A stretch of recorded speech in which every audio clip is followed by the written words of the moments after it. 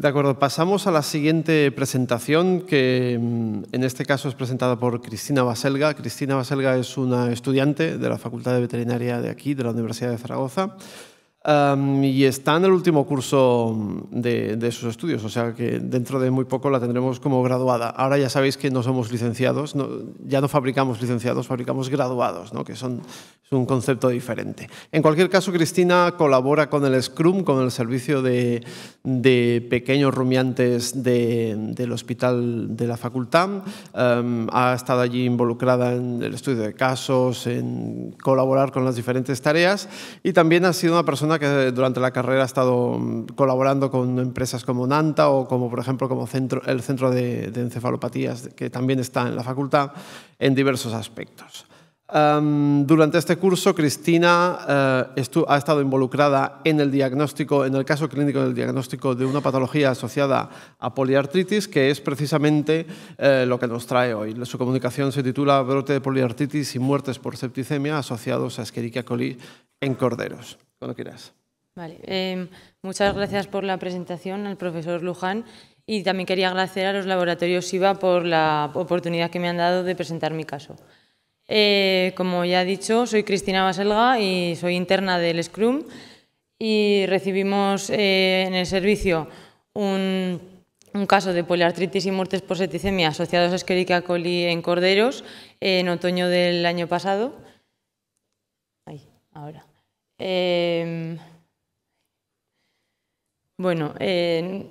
Quería destacar la importancia de los procesos poliartríticos en el ganado ovino, ya que, pues, por ejemplo, Milian en 2013 dice que en algunas apariciones hay casos con más del 70% de corderos afectados y hasta el 40% de bajas.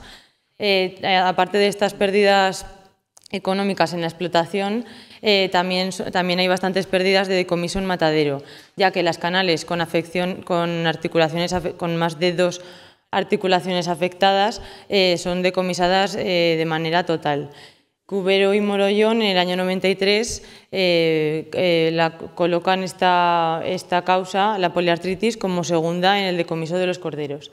También comentar que Ferrer en el año 2001 dice que el 4% de las llamadas de los ganaderos corresponden a esta patología, por lo que vemos que los ganaderos están cada vez más implicados en la importancia de este proceso. Comentar que la poliartritis en corderos la más frecuente es la de origen bacteriano. En esta diapositiva mostramos algunas de las muchas bacterias que pueden afectar a las articulaciones de nuestros corderos. Pero cualquier bacteria que logre alcanzar el torrente sanguíneo puede llegar a las articulaciones y provocar una infección. Vamos a comentar un poco, pues, las bacterias con mayor prevalencia actualmente, como son la primera, que es Streptococcus dysgalactiae. Esta bacteria ha sido el agente de varios casos que nos han remitido al servicio en estos últimos años, y se encontraba en la piel de los corderos, por lo que penetraba al organismo a través de heridas formadas mediante el crotalado, por lo que es muy importante el acto de crotalar desinfectando y demás. Las siguientes bacterias son Staphylococcus aureus y Troperella pyogenes, la antigua Arcanobacterium. Estas dos bacterias son formadoras de pus y se encuentran de manera natural en el ambiente de la explotación. Comentar que la vía más frecuente de entrada de estos microorganismos es a través del cordón umbilical, por lo que si hay una falta de higiene en la explotación y además no se desinfectan los cordones umbilicales al nacimiento, esto favorece la penetración de estas bacterias y la distribución por el organismo. La última bacteria con mayor relevancia es Erisipelotris russopatiae, que es el agente etiológico del mal rojo porcino. Comentar que también de esta bacteria nos han llegado varios casos en estos últimos años y todos ellos tenían en común que compartían o la cuva o trabajadores con explotaciones de porcino, por lo que estos factores eran los que vehiculizaban el agente. comentar que las demás bacterias, estas que ponemos aquí, no son tan frecuentes, pero que cuando se da el caso de que aparece un brote causado por ellas, adquieren una gran importancia en la explotación y hay que conseguir solucionar el problema. En cuanto a nuestro caso, bueno, como ya hemos dicho antes, el agente etiológico es Escherichia coli y vamos a comenzar con la anamnesis del mismo. El caso viene de una explotación semiextensiva de 600 ovejas de la raza aragonesa que está localizada en la provincia de Teruel.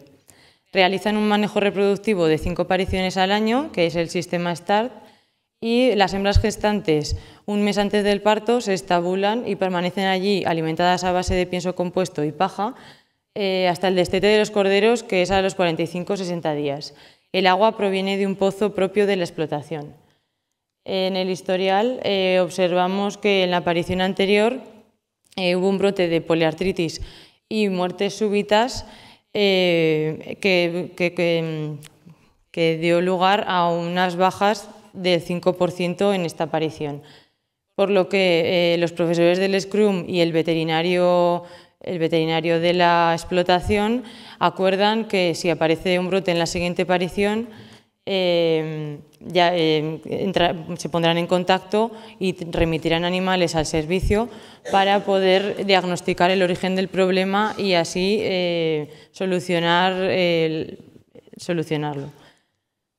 Entonces, en noviembre de 2015 nos llega un cordero lactante de un mes de edad con poliartritis crónica. A la exploración de este animal lo que observamos fue cojera severa que le impedía levantarse, así como inflamación de varias articulaciones con contenido líquido en su interior y dolor articular. Este animal quedó hospitalizado para poder diagnosticar el problema e intentar curarlo. Entonces, se realizaron varias tomas de líquido articular para cultivos microbiológicos y en ningún cultivo se obtuvo crecimiento. Esto seguramente fue debido a que el animal había sido tratado previamente en la explotación. Entonces, al mes siguiente reaparece el brote y varios animales mueren de manera repentina, por lo que se envían dos de ellos al servicio de anatomía patológica de la universidad para poder diagnosticar el problema realizando las necropsias.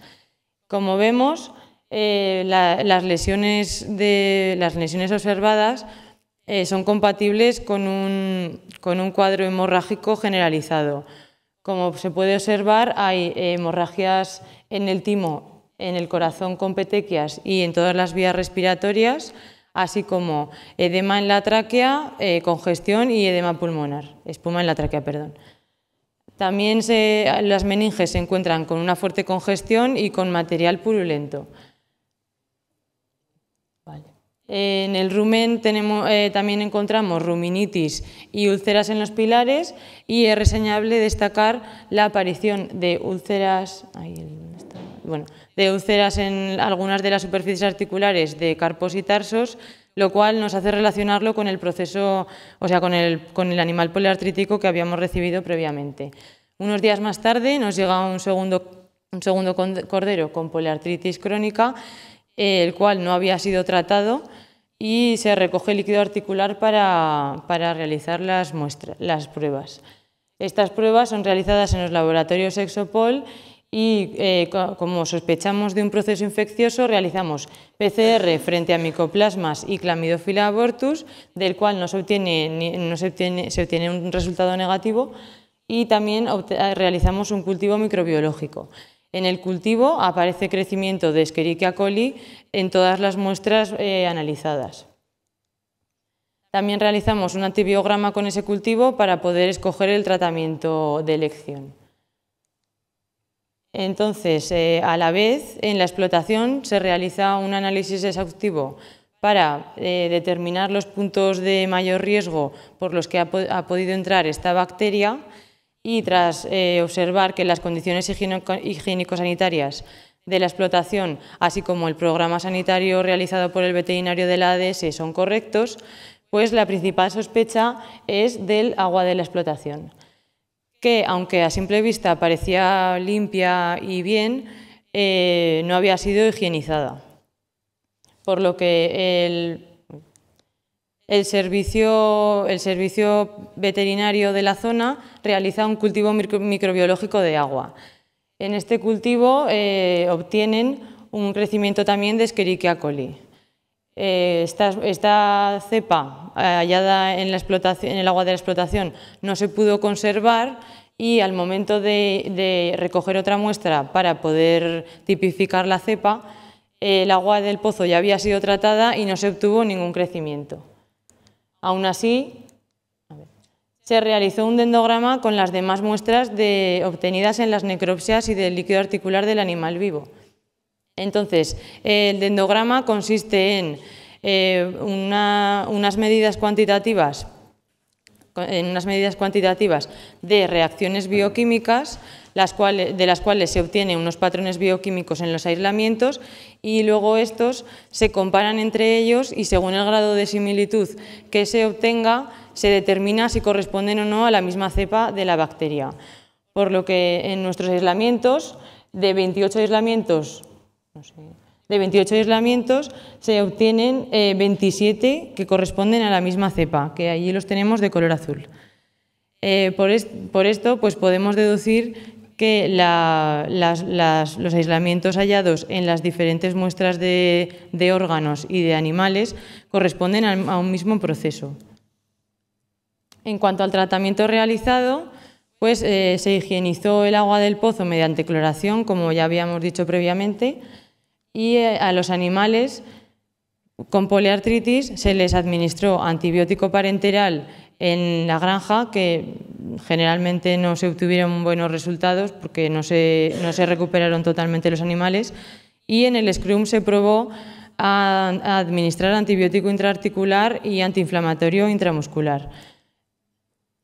Los resultados obtenidos fueron que tras higienizar el agua no apareció ningún caso nuevo, por lo que podemos deducir que el agua, o sea, la cepa provenía del agua del pozo. También pues decir de los tratamientos que reciben los animales, pues que vía intramuscular, si es en primeras fases y aún no ha tocado la bacteria el tejido articular, sí que puede ser efectivo, pero una vez instaurado el proceso, una vez instaurada la lesión articular por el agente, no da buenos resultados.